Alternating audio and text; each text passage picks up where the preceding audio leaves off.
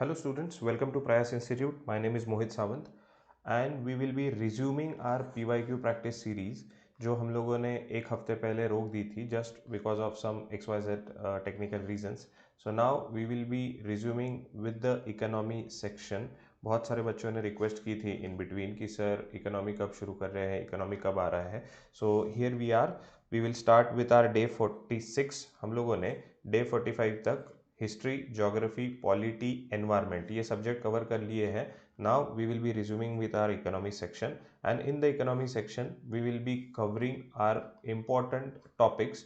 Okay, तो जिसमें से आज का हमारा टॉपिक है बैलेंस ऑफ पेमेंट, जो प्रीलिम्स के हिसाब से एक इम्पॉर्टेंट कहा जाता है एस्पेक्ट, जिसमें FDI, FII, balance of payment क्या होता है, कैपिटल अकाउंट, करंट अकाउंट क्या होता है, उसके कंपोनेंट कौन से होते हैं, इन्वेस्टमेंट्स किस टाइप की होती है, and along with that we will cover the forex reserve वाला सेक्शन ऑल्सो कि करेंसी क्या होती है, या फिर करेंसी एक्सचेंज रेट क्या होते हैं, या फिर नीर रीर वगैरह के जो क्वेश्चंस हाल फिलहाल में यूपीएससी ने प्रीलिम्स में पूछे हैं वो भी कवर करने की कोशिश करेंगे. इस पे number of questions are large, so ये हम लोग दो सेक्शंस में ये टॉपिक डिवाइड करेंगे. Today we will be covering that is part 1 and in the tomorrow's video we will be covering part 2. So let's start with the question directly. Okay. 2018 का ये सवाल है, the quantity of imported edible goods. Balance of payment देखा जाए तो उसमें capital current account, और current account में आपका बैलेंस ऑफ ट्रेड भी होता है. तो इसके हिसाब से बैलेंस ऑफ ट्रेड में इंपोर्ट एक्सपोर्ट भी आता है, और इंपोर्ट एक्सपोर्ट में इंपोर्ट एक्सपोर्ट का परसेंटेज कितना है वो पता होना चाहिए आपको. कुछ स्पेसिफिक गुड्स या सर्विसेज का इंपोर्ट ज़्यादा है, एक्सपोर्ट कम है. कौन सी गुड्स, शुगर केन हो गया या फिर शुगर हो गया जिसका इंपोर्ट ज़्यादा है, राइस हो गया, कौन सी कमोडिटी का इंपोर्ट एक्सपोर्ट में परसेंटेज कितना है, वो आपको चीज़ें, कुछ फैक्चुअल चीज़ें पता होनी चाहिए. ओके, ईडेबल ऑयल्स का भी डिस्कशन हाल फिलहाल में ज़्यादा हो रहा है, तो let's discuss the quantity of imported oils. और जैसे हम लोगों का हर जो हम लोग डिस्कस करते हैं हमेशा की तरह कि अगर we don't know the facts and even if we don't know the things given in the MCQ, still can we handle the MCQ? So let's discuss on this. Okay, the quantity of imported edible oil is more than the domestic production. Okay, imported की quantity ज़्यादा है domestic production से in last 5 year.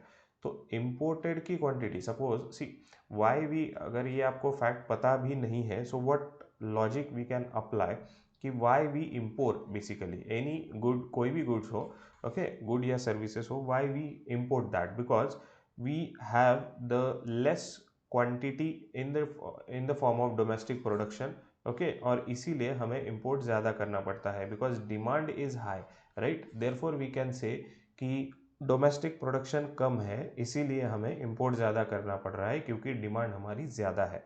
Okay, बस यहाँ पे last 5 year दिया है. तो अगर आप इतना भी लॉजिक लगाओगे तो quantity of imported oil is more than the domestic production, तो this would have been the correct option. Okay, या फिर ये पॉजिटिव हो रहा है, इसमें नेगेटिव नहीं है. And let's discuss the second, government does not impose any custom duty, okay, on all the imported edible oil as a special case.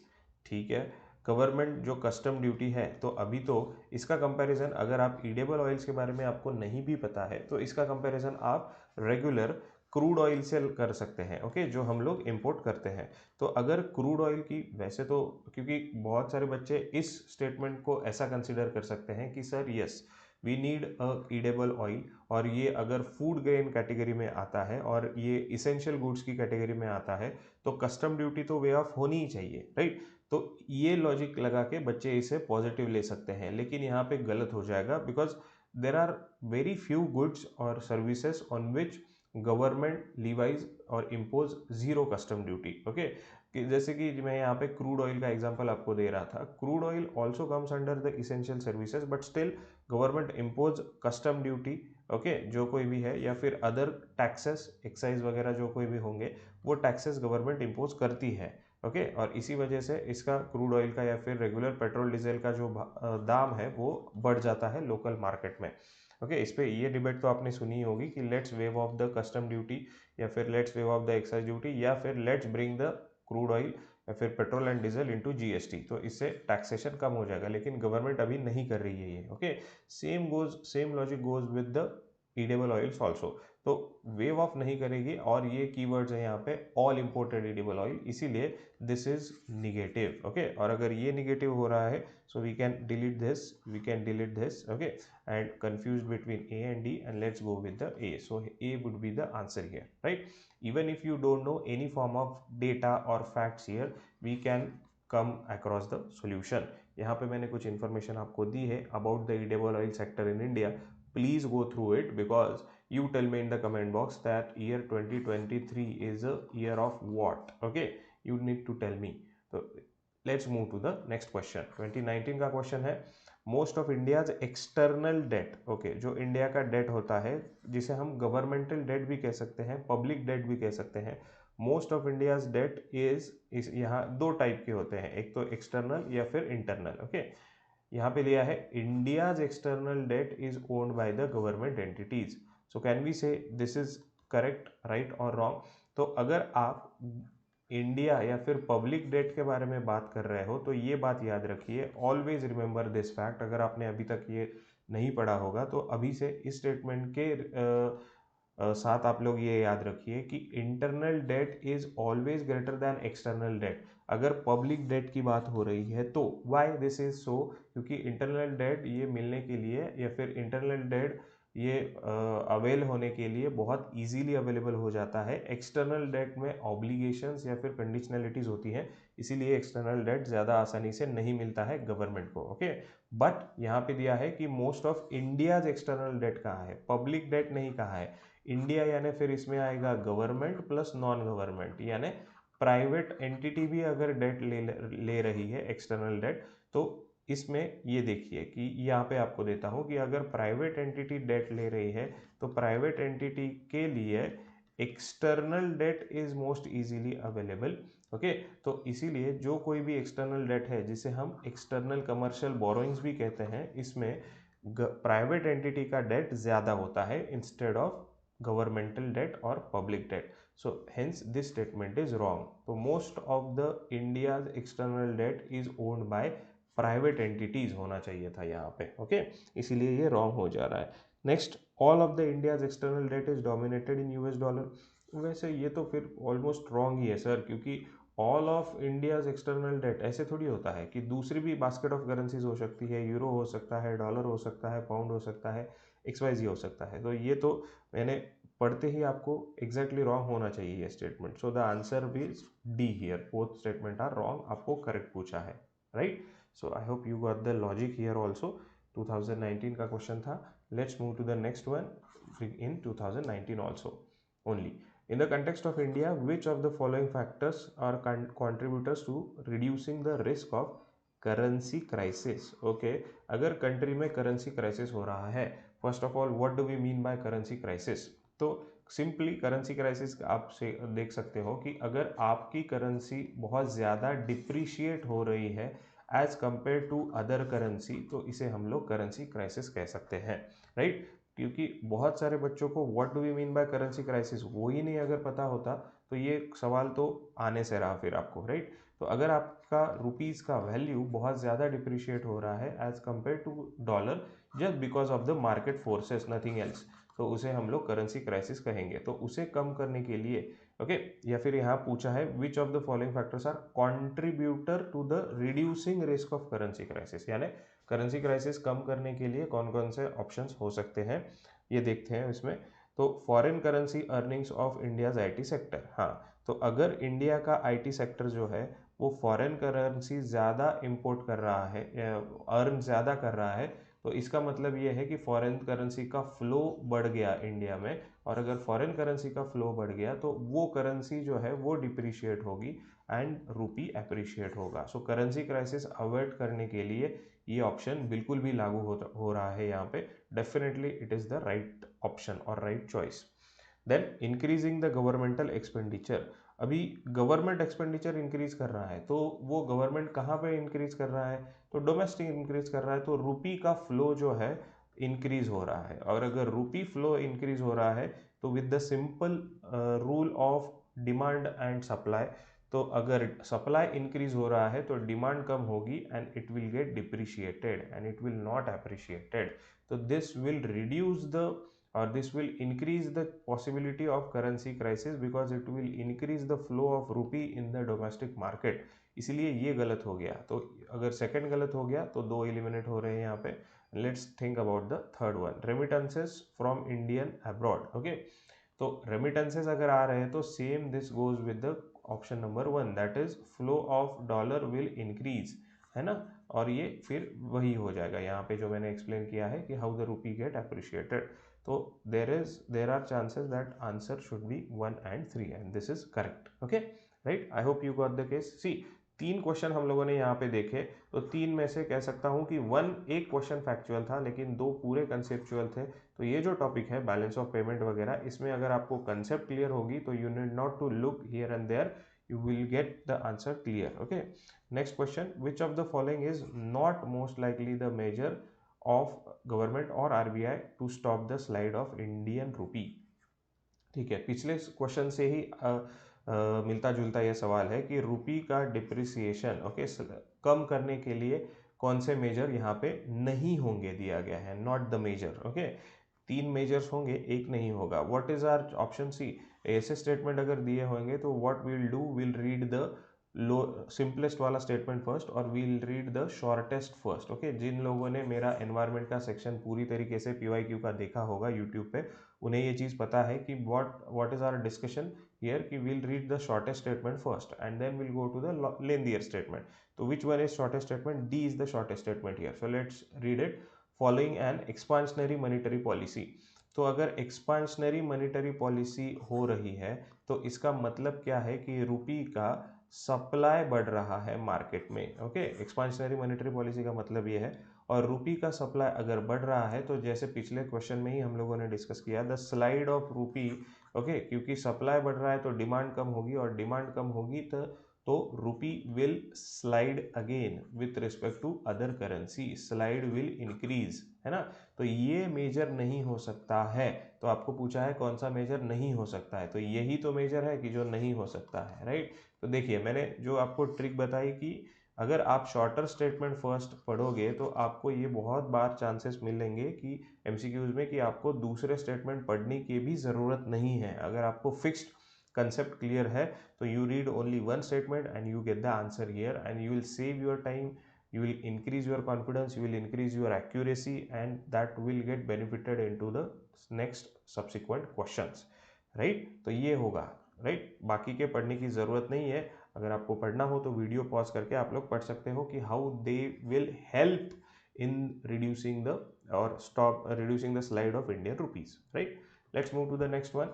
2020, if another global financial crisis happens in the near future, which of the following actions are most likely to give some immunity, right. तो financial crisis अगर हो रहा है तो India को immunity के लिए कौन कौन से ऑप्शंस हो सकते हैं, नीचे दिए हुए में से कौन से ऑप्शन हो सकते हैं। Not depending on short term foreign borrowings. Okay, हाँ, तो बेसिकली यहाँ पे सर हमें फैक्ट्स नहीं पता है कि do the government depends on the borrowings short term या लॉन्ग टर्म। तो यहाँ पे दिया है not depending on the short term foreign borrowing specifically, ठीक है। तो I hope, I don't know, so let's see next question, next statement देखते हैं और उससे कुछ कंक्लूड करने की कोशिश करते हैं। We'll just hold this statement. Okay, opening up to more foreign banks. Okay, see अगर फॉरेन बैंक्स ज़्यादा ओपन होगी तो ग्लोबल फाइनेंशियल क्राइसिस का इम्पैक्ट आपकी कंट्री पे ज़्यादा होगा।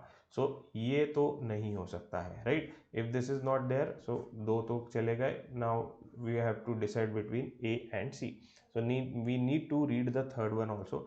Maintaining full capital account convertibility, अरे नहीं, ये तो सबसे ज़्यादा डेंजरस या फिर सबसे ज़्यादा क्या कह सकते हैं, साउथ ईस्ट एशियन क्राइसिस जो हुआ था 1997 में, वो इसी वजह से हुआ था। इसीलिए this is most dangerous thing to do, इसीलिए ये तो बिल्कुल भी नहीं हो सकता है। ओके, इन नियर फ्यूचर, और एटलीस्ट अगर ये हो गया तो ग्लोबल फाइनेंशियल क्राइसिस इंडिया में भी होने की चांसेस, उसके इफेक्ट ज़्यादा होंगे। इसीलिए this is incorrect and we remain with only one option and answer is A here। Okay, see, concept is king my friends in economy।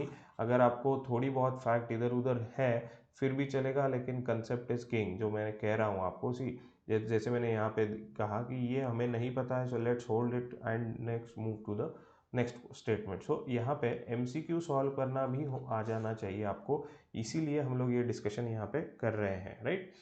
With the reference, next question चलते हैं, with the reference to FDI in India which of the following considered as its major characteristic. तो FDI के characteristics के बारे में पूछा है, क्या क्या कैरेक्टरिस्टिक्स हो सकते हैं एफडीआई की। व्हाट इज आर डिस्कशन की शॉर्ट स्टेटमेंट पहले रीड करते हैं। So will read B and C first. It is largely non debt creating capital flow. Okay, statements are, words are very aptly described here कि non debt creating होगा, क्योंकि अगर FDI आ रहा है, investment आ रही है, तो वो आपको ऑब्लिगेशन नहीं है कि रिटर्न करना है गवर्नमेंट का। ओके, तो जो इन्वेस्टर है वो अपनी खुद की रिस्क पे वो इन्वेस्ट करता है, गवर्नमेंट को वो नॉन डेट क्रिएटिंग ही होगा, अरे डेट क्रिएटिंग नहीं हो सकता। एंड कैपिटल फ्लो है, बेसिकली कैपिटल अकाउंट में है तो कैपिटल फ्लो है ही। So this is correct statement here. Okay, but let's see the other one also, because बहुत बार ऐसे होता है बच्चों का कि ये तो है, लेकिन इतना भी कॉन्फिडेंस नहीं होता है कि सर ये तो सही है पॉजिटिव लाइन पे, लेकिन इससे ज़्यादा सही या फिर मोस्ट अप्रोप्रिएट हो सकता है क्या, तो इसीलिए हम लोग नेक्स्ट स्टेटमेंट भी पढ़ेंगे। So it is the investment which involves debt servicing. Debt servicing कैसे इन्वॉल्व होगी, डेट सर्विसिंग तो नहीं इन्वॉल्व होती है ना, जैसे यहाँ पे अगर नॉन डेट क्रिएटिंग आप ले रहे हो तो डेट सर्विसिंग यहाँ पे नहीं होती है, तो this is incorrect. Let's read first one. It is a investment through capital instrument essentially in a listed company.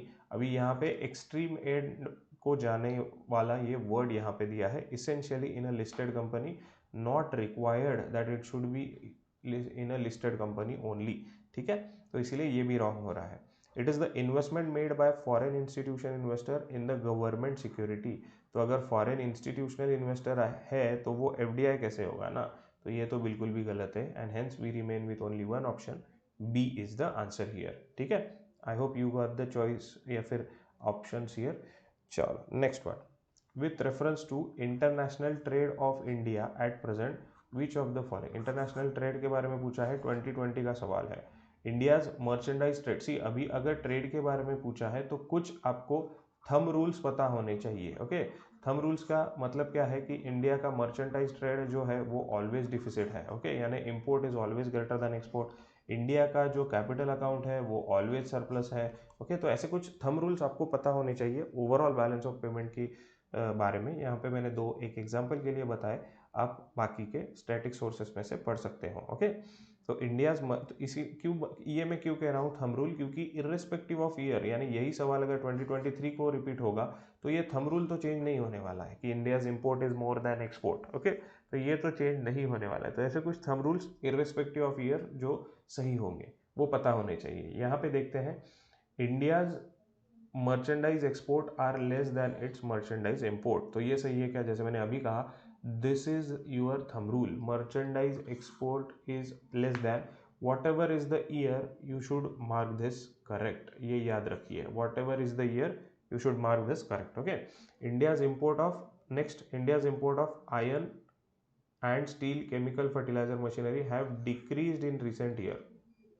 तो अभी एक चीज़ मुझे बताइए कि आयरन, स्टील, ये या फिर केमिकल फर्टिलाइजर्स पर्टिकुलरली, ये जो चीज़ें हैं, these are kind of essential goods who drive the other markets. तो इसीलिए और अगर पॉपुलेशन हमारी बढ़ रही है, अगर हमारी परचेसिंग कैपेसिटी बढ़ रही है, तो इनकी नीड जो है वो बढ़ते जाएगी या कम होते जाएगी, डेफिनेटली बढ़ते जाएगी। तो हियर डिक्रीज दिया है आपको, इसीलिए this going on to the negative end. और ये अगर निगेटिव हो रहा है तो we can eliminate these two. और अगर फर्स्ट अगर पॉजिटिव है आपका तो definitely you directly get the answer here, that is D. You need not to read the third and fourth वाला स्टेटमेंट इटसेल्फ। ओके, देखिए कैसे यहाँ पे आंसर अच्छी तरीके से हमें आ रहा है और एक्यूरेसी भी ज़्यादा है, राइट, क्योंकि और हमारा टाइम भी यहाँ पे सेव हो रहा है। So this will give you immense boost या फिर confidence in the actual those 2 hours that to solve the some unknown question as well. अगर ऐसे एमसीक्यू की टेक्निक अगर आपकी परफेक्ट हो गई तो, ठीक है। ये भी आपका एक तरह से थंब रूल ही है, India's export services are more than its import. Thumb rule यानी इसका मतलब है irrespective of year this will correct. India suffers from overall trade deficit, ये भी आपका थंब रूल ही है। There are some exceptional years but still ये भी आपका इन अ वे थंब रूल ही है। ओके, सो ये थंब रूल याद रखिए। नेक्स्ट क्वेश्चन 2020 का ही है। The term West Texas Intermediate, okay, sometimes found in news, तो it is of course obviously related to the crude oil. जब आपका $0 से नीचे क्रूड ऑयल का प्राइस हो गया था, निगेटिव में गया था, तो उस वक्त ये ब्रेंट क्रूड, ओके, और वेस्ट टेक्सास इंटरमीडिएटरी, ये दोनों डिस्कशन में आए थे। तो what is West Texas intermediary? Basically ये एक कन्वेंशन कह सकते हो आप, जो वेस्ट की ओर से आता है, और किसके लिए कि क्रूड ऑयल या फिर जो ऑयल एक्सट्रैक्ट होता है उसकी प्राइसिंग या फिर डिमांड सप्लाई मैनेज करने के लिए ये ग्रुप काम करता है। Okay, so this is regarding the crude oil. Okay, right. यहाँ पे दिया है मैंने, देखो ब्रेंट और वेस्ट टेक्सास इंटरमीडिएटरी में क्या डिफरेंस है। I have given you the difference, you can go through it, not necessary, but ये नाम याद रखिए सिर्फ कि क्या होता है। ओके, ठीक है। So these are the question for today's discussion my friends. आज हम लोगों ने पार्ट 1 देखा बैलेंस ऑफ पेमेंट के बारे में, कल डिस्कस करेंगे part 2 of balance of payment. Okay, and I hope आपने ये PYQ बुक्स अभी तक ले ली होंगी। ओके, अगर आप नहीं ली होंगी तो you can check out the description, and we will meet in the next video. Thank you so much. Bye bye. Take care.